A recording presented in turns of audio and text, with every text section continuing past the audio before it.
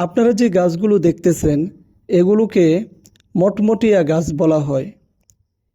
এ গাছের ইংরেজি নাম হলো লিপিপিয়া আলবা। গ্রামের মানুষেরা এগুলোকে সাদা মটমটিয়া বলেও চিনে থাকেন।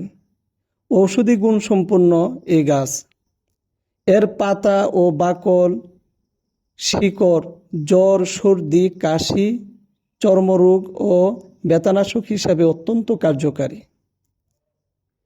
এর পাতা দিয়ে তৈরি চা ঠান্ডা, সর্দি, কাশি এবং শ্বাসকষ্টের চিকিৎসায় প্রাচীনকাল থেকে ব্যবহৃত হয়ে আসছে।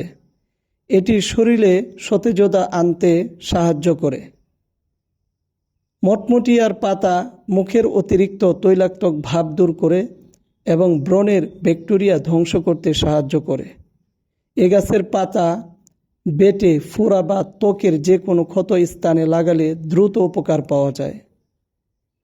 হাত পা মচকে গেলে বা শরীরে কোথাও ব্যথা পেলে এর পাতা বেটে প্রলেপ দিলে ব্যথা কমে, হালকা রক্তপাত বন্ধ করতে সাহায্য করে। এই গাছের পাতার রস কৃমিনাশক হিসাবে কাজ করে এবং বদহজম দূর করতে সহায়তা করে।